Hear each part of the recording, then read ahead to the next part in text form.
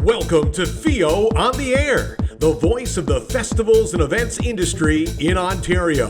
This week, it's Supplier Spotlight with your host, Jay Nijhuis.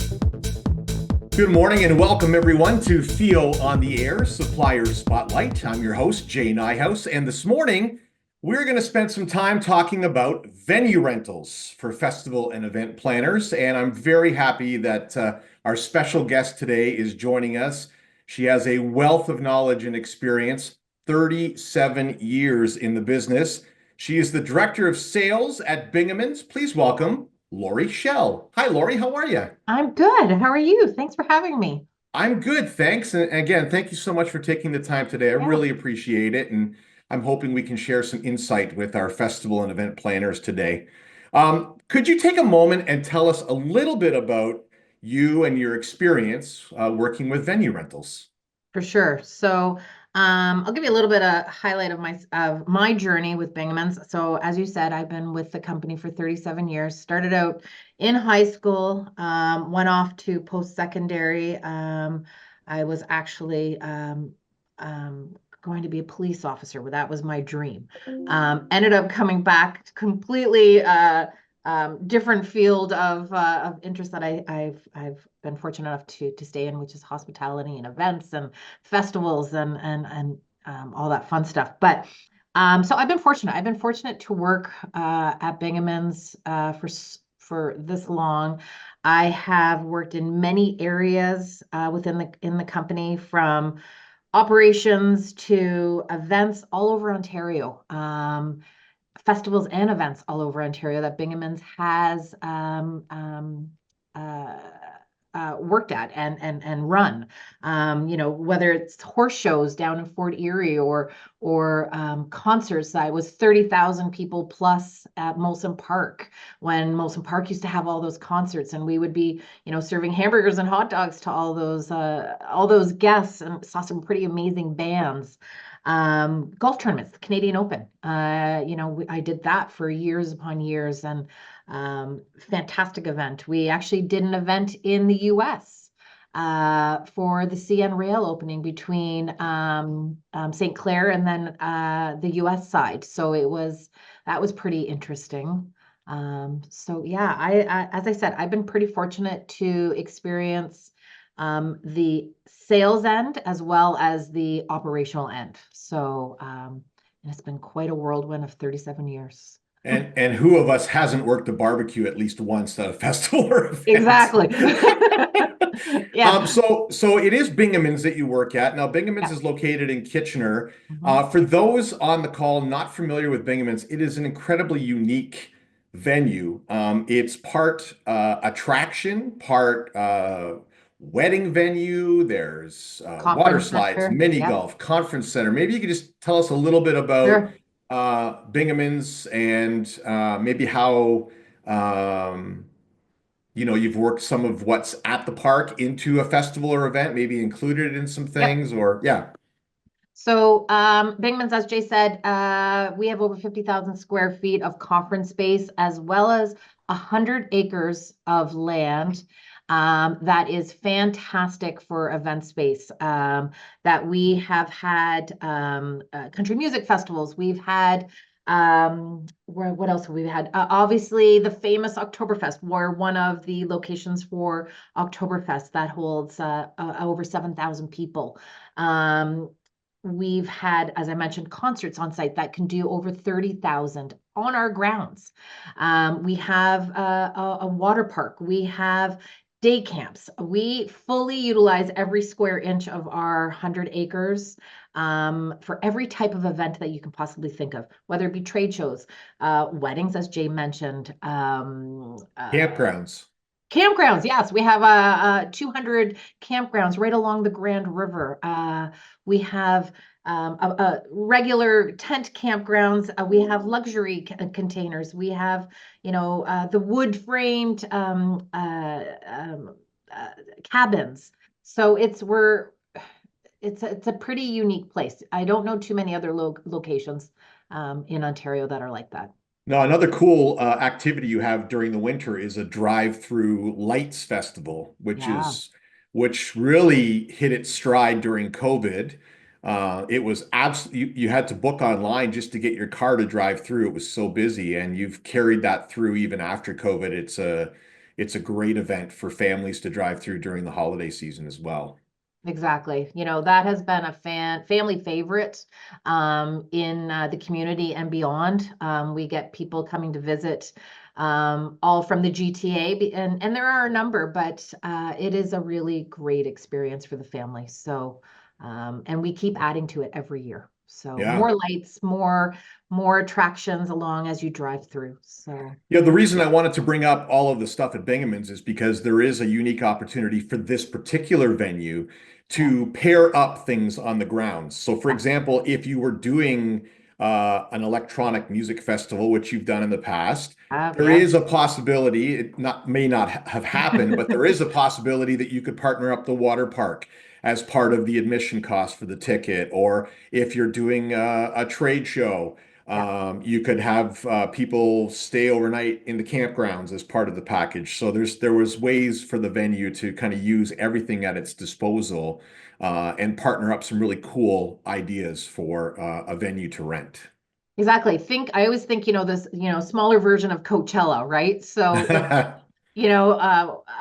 that is on my bucket list to go to. But, we have such an amazing outdoor facility with a natural stunning backdrop that you can incorporate, the inside of the conference center and the water park, and there's Ferris wheels, and there's, you name it. Yeah. We are able to do it. So, and clients have done many events like that here. So yeah. So the reason for the call today Yeah, is for the people on the call to learn about the do's and don'ts, the ins and sure. outs of renting venues. Sometimes venues need to be changed for whatever reason. Perhaps the event's gotten to a size that their old venue just can't accommodate anymore. Mhm. Or, God forbid, a venue shuts down and suddenly a festival or event has to find a new place to host their event. So we had a Yeah. great chat last week when we arranged to have this call. And we kind of broke the questions down into six different categories that a festival or event planner Yep. should be asking a potential venue renter. So, what I'd like to do now is go through the six categories and have you kind of, through your experience, tell us the types of questions you would expect as a Mhm. venue to hear in these categories.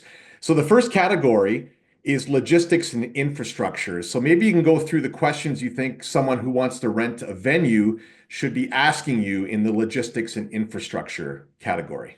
For sure. So that's your first question. What is your capacity? What can the facility hold, whether it be indoor or outdoor? Dates. You're going to need to think if you're, setting up large tents or whether it be Ferris wheels or amusements rides to go along with it.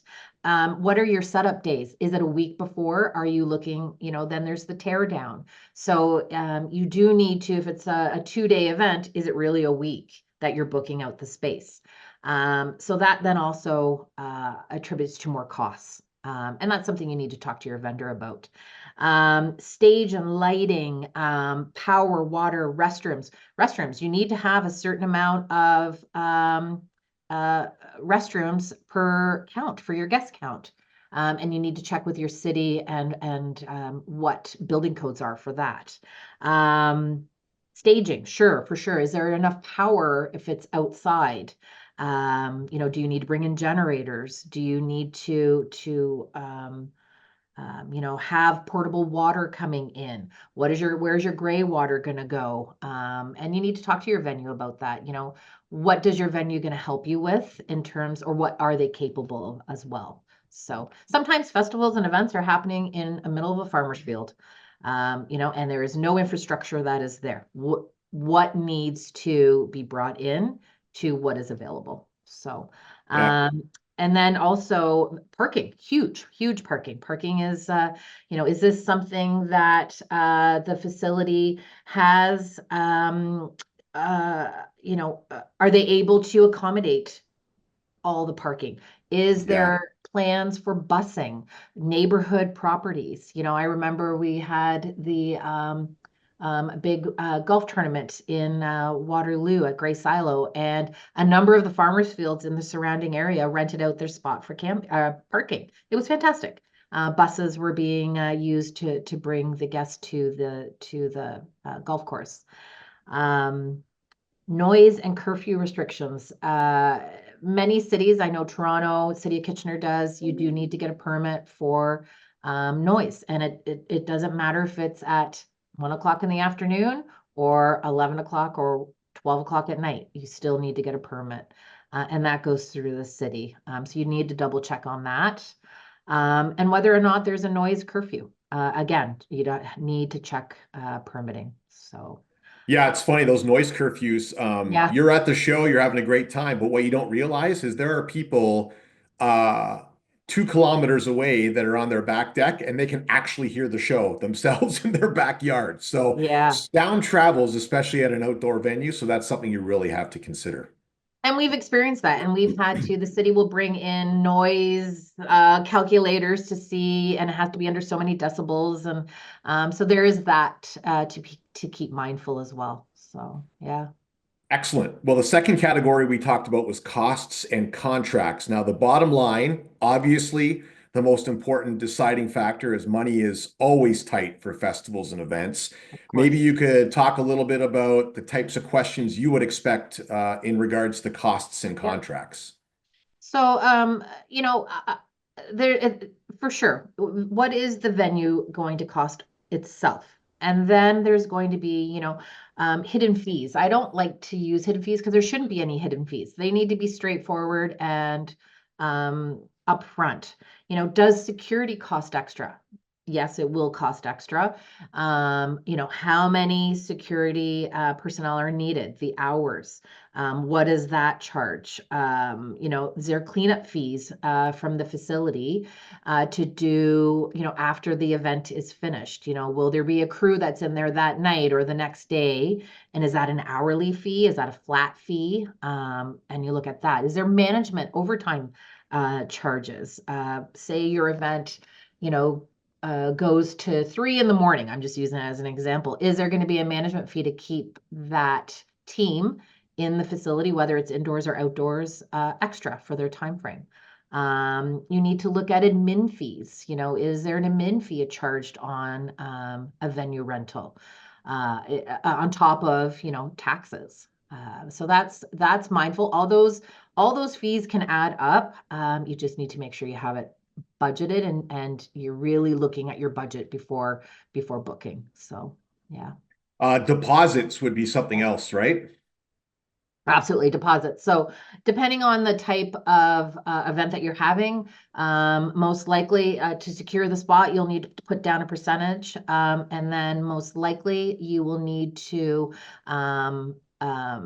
pay for it for most vendors and in advance. And if arrangement's been made, a certain percentage after the event. Right. And you know Yeah. what? I just thought of something in the last Yeah. category that we didn't touch on, and it's a big one. Yeah. The backup plan for Right. bad weather. Now, that's tough because having multiple dates held for a venue can be tricky.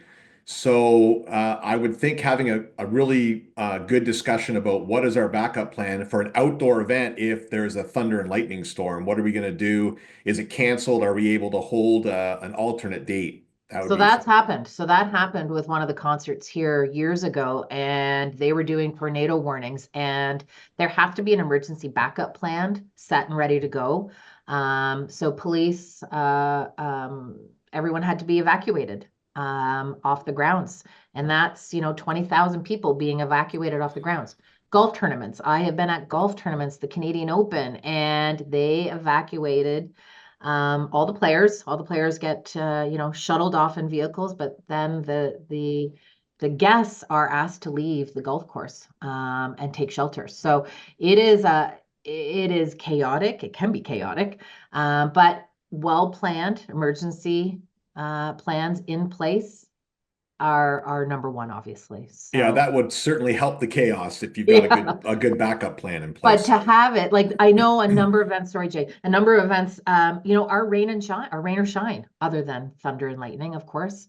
Right. We're fortunate here at Bingemans, one of our event spaces that holds 3,000 people does have our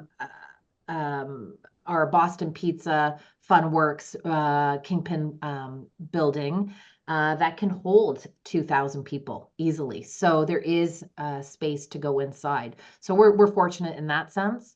But again, like I said, if this is happening in a middle of a field, it is a tough call to do an outdoor venue. And I've seen it many times. It's, a lot of work has been put into this event, and, you hopefully wait for the rain to pass, right? Yeah. Yeah. Yeah, Weather's a tricky one. it is a tricky. So the next category that we came up with was permits, insurance, and Yeah, regulations. Now, obviously, a festival and event planner is going to be 100% concerned with the safety and security of their guests. right. Let's go over some of the questions you think would be important for someone looking to rent a venue in the category of permits, insurance, and regulations. Yep. So, obviously insurance, number one, you talk to your insurance provider and, whether you may need to, if you have vendors bringing in food, you need to, speak to public health. What are the regulations for bringing in, food to your festival? What documentation is needed from your vendors? We here at Bingemans, we provide a contractor's safety agreement, which is if your event is here, our health and safety regulations and rules, and they sign off. We expect their WSIB clearance, certificate of liability. We depending on the type of event, it's a minimum of 5 million. For ours, it could be more. Are you having liquor at your event? Is there a bar? That's a whole other type of insurance. Is your caterer or supplier, providing this? You need to get their insurance. So it's a lot of permits, electrical permits. You'll need to get electrical inspections, depending on what you're looking at doing. So yeah, Well, that's why I think it's so important as we go through these to have a list of questions prepared right, before you sit down with the venue. You want to make sure you cover all your bases and that the answers you've received are strong enough that you can make a great decision on whether this is the place for you. If it's got right, everything you need and safety-wise, insurance-wise, everything's covered that you need right. before you sign on the dotted line. And without having these questions prepared and without having a good, solid sit down interview with the venue, you could be in a little bit of trouble. Yeah, and then there's also what is your cancellation policy? What is, do you cancel 6 months in advance? And what is the percentage that you're going to be on the hook for? Because that vendor has held that space for you, and they cannot book. So there's different, your cancellation policies, and that's really, you really need to look at your attrition. Yeah. You need to look at that. You need to look at the contract, line by line. Yeah, and any festival or event that relies on advanced ticket sales, Yeah, anybody who's dealt with that knows the stress of the date rapidly approaching, and your yeah, ticket sales are not at a point where you're comfortable. And at what point can you pull the plug where it financially makes sense for you, where your losses are at their minimal? So it's good to know that information for sure. right. The fourth category was operations and support. What kind of things should be asked in that category of a venue? Sure. So, we'll talk, say, technical support, whether it is, your audio visual, your sound, are you using a reputable sound? Can they look after the needs that, say, if you're having I don't know, a band coming in, Kim Mitchell, let's just use him for example. What are his requirements? So each entertainment or act will have their technical requirements. So you really need to have, most people have a relationship with their sound and AV. Security, who does the venue? Maybe the venue has a company, that a third party that they are already in agreement with, and you need to utilize their third party, and not your choice. Do you feel comfortable with that? Janitorial, we talked about that before, the cleanup after the event. Is there someone throughout the event? Those are all, again, additional costs. So, another is there a point of contact throughout, or an on-site coordinator? Yes, there absolutely should be. You as the event or festival coordinator needs to have direct contact with the venue. Here at Bingemans, typically it's, Mark has always been, one of the point persons, Mark, our president, or say someone from operations, and they are there from start to finish to be, yeah. So we just had our conference back at the end of Yeah, February at yeah, the Crown Plaza in Kitchener. And there was a point of contact that was basically the person we reached out to when we needed anything. If we were going to be short tables for a dinner service, or we needed specialty food items were not out on the buffet and we needed them out for people who had food allergies. that's right. If the roof was leaking, Yeah, if anything, you need to have that cell phone number of that one person that you can always reach out to that will take care of all the issues. And I think that's, what you're trying to say is bang on. Like there has to be somebody there's at the someone venue. dedicated. Yeah, Yes. Because there's nothing worse than something going wrong and not being able to find someone at the venue to help make that that's right. right for your guests. So yeah, absolutely. Point of contact, I would think, is a very important thing. And that's accurate. So whether it be a supervisor or someone for an event captain, and then there's the event captain for indoor events, there's the banquet manager, and then there's always your account manager or event planner. So 100% you need to have an on speed dial, and you will be calling them and they will be calling you. Um, Another for operational and support is the access to the venue. We talked about this briefly, is, how much in advance are you going to require for setup? How much do you need after the event for teardown? Just to give your third party vendors, whether it be fencing, or the washrooms, the porta potties, to come and pick up, because they're not going to come and pick up that night. They're No. this No, it's going to be the next day or the 2 days after. So it's And just, as the venue is probably going to want to have somebody there yeah, whenever they do decide to pick up the fencing or the porta potties, just to make sure that everything is picked up that's and right. and taken care of. So that would require the venue to, bring someone in for that as well, which would be an That's additional cost. Yeah, that's right. Okay, so the fifth category that we talked about was technology and equipment. Now, it's probably the most expensive category for a festival and event planner. When you look at your budget lines for a festival or event, guaranteed sound and lighting are going to be right at the top You got it. Yep. of your list. What are some of the considerations in this category for people renting a venue? So, you really need to look at, food and beverage. Do they require Wi-Fi or a dedicated internet drop so that they can run, their Moneris machines, debit machines, your check-in stations, are they being run off of, and I would imagine you would be using a dedicated, you wouldn't want to rely on Wi-Fi. So to have that IT component dedicated, and again, is it strong enough for the ticketing or streaming? So there's that. And then, like you said, there's additional cost to that. And for a larger event, to have someone on site from IT is crucial. That can go, they can go down anytime. And the last thing you need to know, or the last thing you need to happen, is you can't do, ticket transactions or food and beverage, to go through. So Yeah, we had a session, FEO on the air a little while ago about audience tracking Yeah. and on-site surveys and things of that nature, Yeah, or scanning QR codes.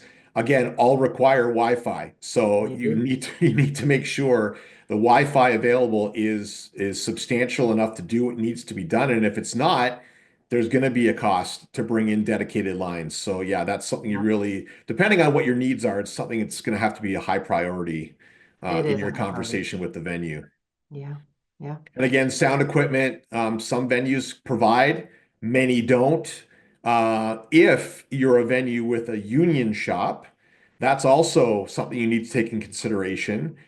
Bringing in an outside audiovisual company may not work in a venue that is run by a union shop. So that needs to be figured out as That well. that should be one of your also your top questions is it unionized? Because again, that runs into a whole other, timing and additional costs and things you can do and you can't do. So Yeah, yeah. for sure. Final category, venue policies. Um, they're allowed to make their own rules. It's their building, it's their grounds, fairgrounds, wherever it is. They have their own rules and regulations. What kind of questions in your experiences have you been asked about Bingemans or any other Yep. venues you may have worked at? So, I touched on this a little bit. So security, is security being one of, we have an exclusive security company that we work with. They know our grounds. They obviously protect our liquor license and protect the guests. So, that's a non-negotiable for us. It is our security. So, you would need to also is there exclusive vendors? Like you mentioned, we hold our liquor license, so, we could certainly, bring in different alcohol beverages. We're not limited to, we do have partners, but again, it's client's choice if they want to, if we serve Molson and they want blue, then certainly they can do blue, or Labatt's, I should say. Uh, but that's something to talk to the vendor about, because you're right, it is their facility. They do, conduct the rules. If they have, if they are a caterer like us, do they allow other catering companies to come on site? Do they allow food trucks to come on site? Um, that's something to ask. Signage and decorations and branding, that's something to definitely touch base with. Typically, it's not an issue. Um, um, it is specifically for Bingemans, smoking and vaping there are bylaws here in the city of Kitchener. Smoking is not allowed, has to be sectioned off. Vaping is not allowed inside, indoors, obviously. So those are some of the things to consider too. Yeah. So Yeah, signage and branding is a big one too, because yeah, I know, for example, at Bingemans, you have yep, Marshall Hall, which is a yep. huge indoor venue that's had everything from chamber after five dinners to trade shows to concerts. But if you want signage or flags or Yep. anything hanging from the roof of that venue, that requires a ton of pre-planning, because there you need to bring a lift in and you need to hire someone to go up and hang stuff. I mean, that's not a quick thing. That's not a the day before decide you want to hang sponsor banners up. That requires advanced planning. Oh, we get that, but we Yeah, make sure it's done. But no, yeah, planning is nice. It just becomes a health and safety. Like our team has to do it, whether it's through a lift or a ladder, depending on where it is. Not an issue. Like I said, branding and signage, and it's not an issue. Planning is perfect, because it has to be our staff for health and safety. We can't have people going on our ladders. If they have their own ladders, no problem. So there's that component as well, as to what is the facility's rules on ladders and other additional equipment coming in. So yeah, right. Well, yeah. holy cow. I mean, we just touched on I know this is a crazy. lot of detail, and very well done, by the way. Oh, You thank had you. everything in those categories very well planned out. I thought we could open the floor to some questions and answers. If anybody has a question for Laurie, now's the time. You can just turn your camera and your mic on and feel free to ask. I have one. Oh, Okay. Debbie. So do you have a checklist that you work with your clients on to make sure that you go through all of that? And is that something that we can post on our website for our members? So we do. My Oh, team, I'm sorry. Yeah, go ahead. oh, sorry. Oh, that's to members. Sorry. Yeah, For my team, I do have a checklist. They do, and this becomes natural to them after a while, but when they're starting out, but they will ask the key points to the client, to make sure we're addressing their needs as well. So there's lots of checklists online, if you're looking at doing starting a venue or I mean, starting to plan an event or a festival. And it's scary. It's scary, the first time, and we try to, help the clients, oh, you have this covered, you have that covered. So yeah. nice. Dave, Yeah. just before you ask your question, we have one here online from Catherine at the Yep. City of Thunder Bay. She mentions when a venue provides policies and rules, documentation and info, et cetera, to planning groups, they're usually very word heavy. They There's are. so much info for them to consume, they may miss pertinent info. How do you ensure they don't miss the details that are the most important? So we've put together a document and it's sent out through DocuSign. So each page is initialed, signed off on. Um, uh, Insurances are attached to it. So there it is all listed in one document. I'm happy to send it out to anyone who wants to have a copy of it. And it just lists our policies. It lists what oh, okay, Catherine, I'll send that out to you. And it lists everything that we require, and important information. Yeah, so Catherine, I'll make sure that Laurie sends that to us and we'll get it off to you. Yeah, yeah. Okay. Could you maybe include your email address, Catherine, in the chat if that's not too much private information to give up? And we've also added in like our harassment policy.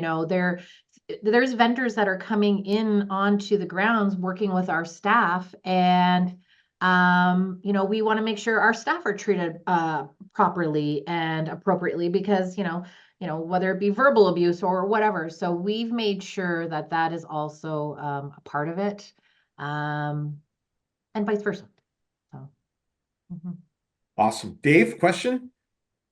Yeah, Laurie, sorry, I missed the start of it. I had problems signing in, but No then problem. I Hi, Dave. apologize. So I'm hoping this isn't redundant. But often if your venue part isn't your best partner going into an event, there's something wrong, number one. Yeah. And I think, as a venue, you guys do this day in, day out, 365, every Yep. year.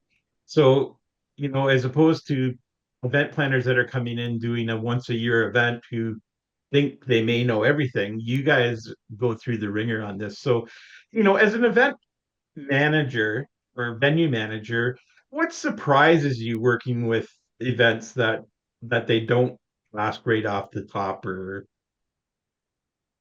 Yeah, like it's what's your biggest surprise? my biggest surprise. There's assumptions. There's a lot of assumptions. Um, oh, you mean we can't have music going all night? No, you cannot have music. You need permits. Um, uh, Alcohol. It's the law. There's laws that, and we'll get, and not to say this, in a bad way, but we'll have people that will want to run some, university students that want to do, I don't know, a night out and just want to have a party. Well, no, we don't allow that. There's risk involved to it for us. It's our liquor license. Um, you know, Food. We actually had someone try to barbecue inside.